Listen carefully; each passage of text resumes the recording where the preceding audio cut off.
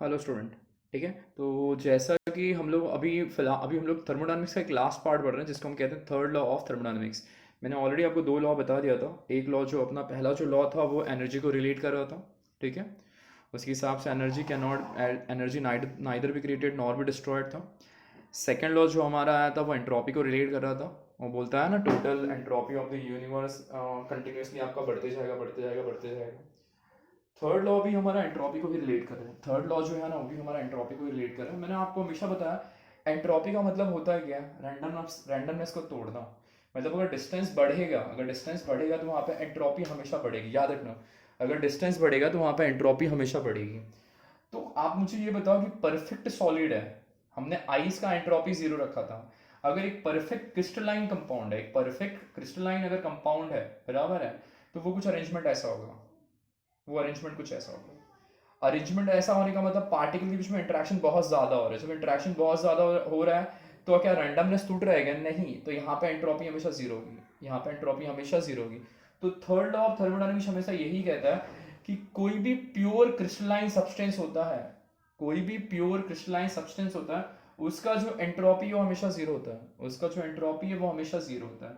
Third law हमेशा यही कहता है कि एनी प्योर क्रिस्टलाइन सब्सटेंस, उसका जो एंट्रोपी है वो हमेशा आपका जीरो होगा। स्टेटमेंट आप एक बार देख लेना वहां से।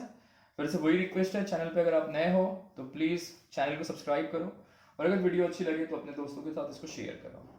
ठीक है, तो फिर से आते थर्ड लॉ क्या कहता है कि कोई भी प्योर क्रिस्टलाइन सब्सटेंस है उसका एंट्रोपी हमेशा जीरो होता है। तो थर्ड लॉ के हिसाब से बराबर है, बट कहीं ना कहीं तो चीजें मिसमैच होती है, कहीं ना कहीं चीजों में थोड़ी सी बोलते हैं ना डिसेबिलिटी आ जाती है। क्यों?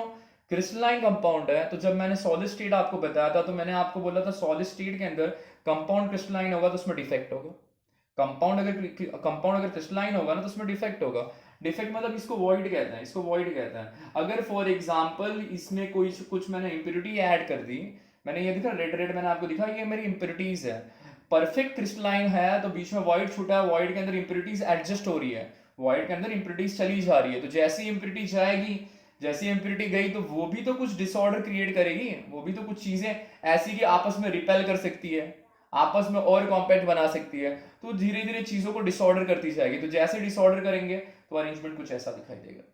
थर्ड लॉ ने बराबर बताया था क्रिस्टलाइन होगा तो उसका एंट्रोपी हमेशा जीरो होगा, लेकिन वो कहीं ना कहीं पे फेल हो रहा था। क्यों? क्रिस्टलाइन में डिफेक्ट क्रिएट होता है। डिफेक्ट मतलब कौन सा डिफेक्ट? ये दिख रहा है बीच बीच में वॉइड बैठ रहा है, इसको कहते हैं इंप्योरिटी डिफेक्ट। इंप्योरिटी की कोई इंप्योरिटी बीच में वॉइड में प्लेस हो गई, जैसी प्लेस होगी वो अरेंजमेंट को तोड़ने के बाद अरेंजमेंट ऐसा आ गया, डिस्टेंस बढ़ गया एंट्रोपी बढ़ गई, डिस्टेंस बढ़ गया एंट्रोपी बढ़ गई।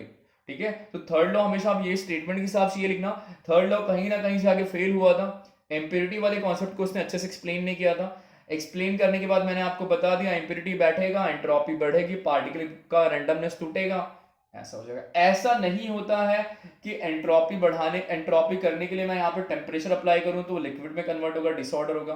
टेम्परेचर बढ़ा रहा हूँ तो भी होगा, लेकिन यहाँ पे मैंने ये जो मेरा चेंजेस हुआ वो टेम्परेचर को राइज किया गया, मैंने नहीं, मैंने चेंजेस को बढ़ाया नहीं वहां पे। मेरी इम्प्योरिटी की वजह से ये रैंडमनेस यहाँ पे आ रहा है, तो टेम्परेचर यहाँ पे भी जीरो होगा, यहाँ पे भी टेम्परेचर जीरो है, यहाँ पे भी टेम्परेचर जीरो है।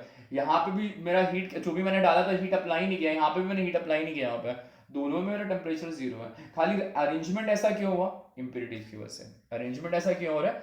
इम्प्योरिटीज की वजह से। ठीक है, थर्ड लॉ का इसी के रिलेट करके उसने इक्वेशन बनाया, delta S is equal to S T minus S zero. अब ये एस और जो एस टी, जो एस और एस जो अपने को दे रहा है वो एब्सोल्यूट एंट्रोपी है।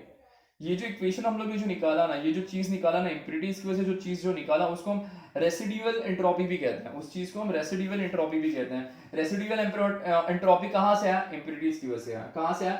मतलब उसका मतलब होता है entropy of solid greater than zero, entropy of solid greater than zero, it is called residual entropy। ठीक है, अब यहीं से इक्वेशन जनरेट हुआ ये delta S is equal to S T minus S zero. S जो है वो एब्सोल्यूट एंट्रोपी है, एस जो दे रहा है वो एक मेरा एब्सोल्यूट एंट्रोपी है। ये है टेम्परेचर टी है, कुछ ना कुछ टेम्परेचर होगा, यहाँ पे टेम्परेचर जीरो होगा, तो जब टेम्परेचर जीरो होगा तो ये वाली वैल्यू भी तो आपकी जीरो होगी। जब यहाँ पे देखो टेम्परेचर यहाँ पे था तो यहाँ पे मैंने जीरो डाल दिया, यहाँ पे टेम्परेचर की जगह पे मैंने जीरो डाल दिया, यहाँ पे टेम्परेचर कुछ वैरी कर रहा था इसलिए मैंने टी लिखा, यहाँ पे टेम्परेचर जीरो था इसलिए मैंने यहाँ पे जीरो डाल दिया। तो जब टेम्परेचर ही जीरो है तो ये वाला भी फैक्टर मेरा जीरो होगा, एंट्रोपी आएगा ही नहीं। तो जैसे एंट्रोपी नहीं आया तो ये एस जीरो को मैंने जीरो डाल दिया, तो therefore delta S is equal to delta T, delta S is equal to delta T हो गया। अब ये जो मैं फाइंड आउट कर रहा हूँ ये मैं क्रिस्टलाइन सॉलिड की बात कर रहा हूँ, मैं सॉलिड के लिए मैंने सारी चीजें कंसेप्ट करके मैंने आपको बता दिया। सेम लिक्विड गैस के लिए भी होगा, सेम कॉन्सेप्ट लिक्विड और गैस के लिए भी होगा ये, ठीक है। तो delta S equal to S T हो गया। अब एस टी रिलेट करेगा मेरा हीट कैपेसिटी से। एस टी को अगर मुझे फाइंड आउट करना है तो उसको रिलेट करवाना है मुझे हीट कैपेसिटी से। तो जैसे हीट कैपेसिटी से रिलेट करवाऊंगा तो एस टी का एक फॉर्मूला जनरेट हो जाएगा, एक फॉर्मूला आपका जनरेट हो जाएगा। मतलब ये एक आपका लिमिट हो जाएगा, ये heat capacity with respect to time हो गया, तो ये फॉर्मूला आपका जनरेट हो गया यहाँ से, ठीक है। This is the heat capacity of solid, CP को हम कहते हैं हीट कैपेसिटी ऑफ सॉलिड। तो ये पूरा फैक्टर था अपना थर्ड लॉ ऑफ थर्मोडायनामिक्स का, ये पूरा जो फैक्टर था वो अपना था थर्ड लॉ ऑफ थर्मोडायनामिक्स का। ऐसी फैक्टर हम लोग लिक्विड और गैस के लिए भी निकालते हैं, ऐसा ही सेम फैक्टर हम लोग लिक्विड और गैस के लिए भी निकालते हैं, ठीक है। तो आज हमारा थर्मोडायनामिक्स अच्छी तरीके से खत्म हो चुका है, ठीक है।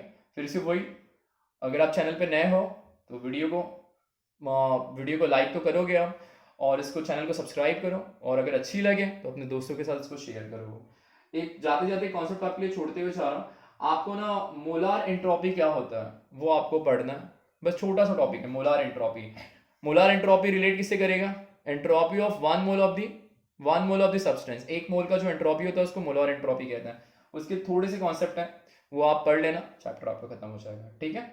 चलो अब मिलते हैं कुछ नए चैप्टर कुछ नए टॉपिक के साथ, ठीक है। चलो बाय।